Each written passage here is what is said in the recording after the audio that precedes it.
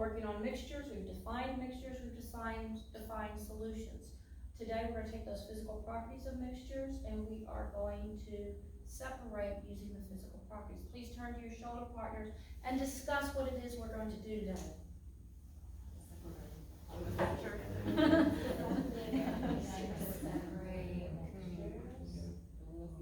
I like how James just said we're going to use the properties of matter. Yes. I said that. I like how Kat just said we're explaining how to separate mixtures. Hands and eyes, back on me, please.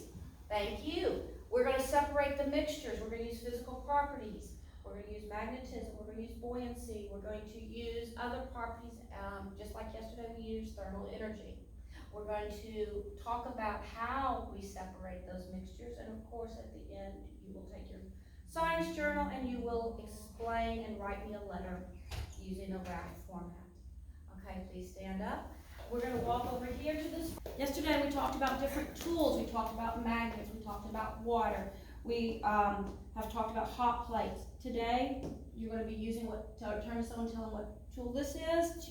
Hint, use your list where it says tools and talk to your partner about what tool this is.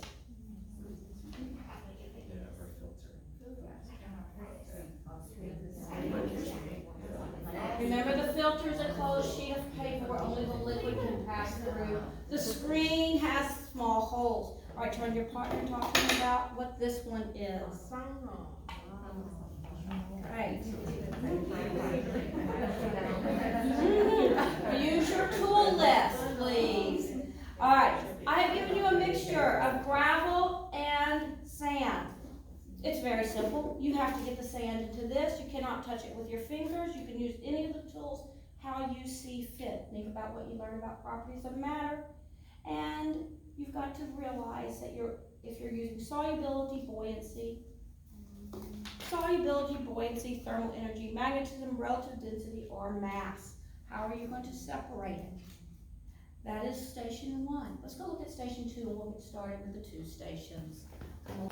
The second station is very simple. First of all, as you remember our rule, you never, ever, ever take the magnet out of the bag. If you need to separate the magnet from what it's attracted to, you just lift it like this, because we don't have time to pull everything out. I want you to think of a piece of rock, lodestone rock. It's iron. We talked about lodestone. It's a magnetic rock. If you took sandpaper and rubbed it on that rock, what would come off the rock? Turn to someone and talk to them. What would come off the rock if you just rubbed and rubbed and rubbed and rubbed and rubbed? I like how Lulu said small pieces of the rock. This is a word that is difficult for many people who are not native language speakers. Iron filings. It may look like fillings to you when you spell. They're filings. They're little tiny black things mixed in with this sand. Turn to someone near you and tell them that it's iron filings.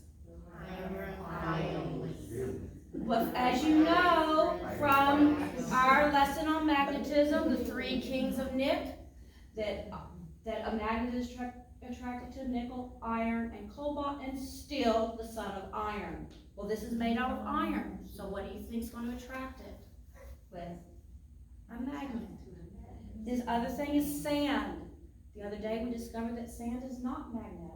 So very simply, all you have to do is get all the iron filings out of here, cannot touch with your fingers, and put the iron filings in the other cup. You need to talk to your table groups about what physical property you're using and what tools. When you're done with all your stations in your science journal, please make a poster that shares the information so you have it when you go to reflect. I am going to ask if you are in the red or the blue house to go over here and start here. If you're in the green or the yellow house, start here. I'll be walking around and watching you, and you get tickets for listening to each other, and you get tickets for using scientific vocabulary. So thank you for going over here. Thank you for going over here. Thank you for starting here.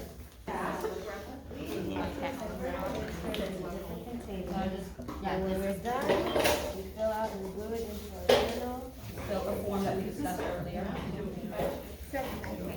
And raise our hand. Okay, so so we can whatever check you it need. off. Wonderful job. Let me see how well you were doing. Why did you choose this? Because we have some gravel So in we're here, and I testing guess the that property screen is of small enough to stop the gravel from going down. I want to give you a hint. Yeah. Look at this Emma. See how she didn't throw everything on there at once? Because otherwise it overflows and you make a big mess. And we're really trying not to make a mess today, right? All right, have fun.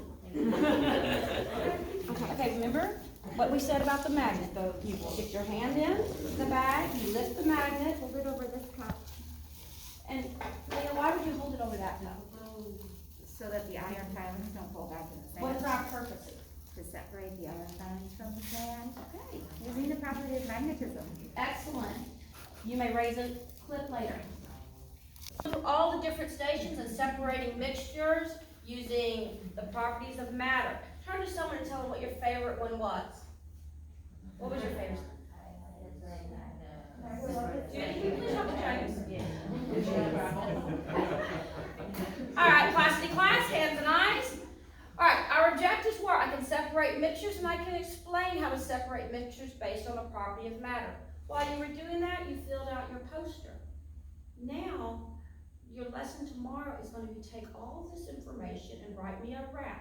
Your role will be a student, your audience is me, your format, you're going to write me a letter, and your topic is going to be how I use properties of matter to separate mixtures. I can't wait to read your writing.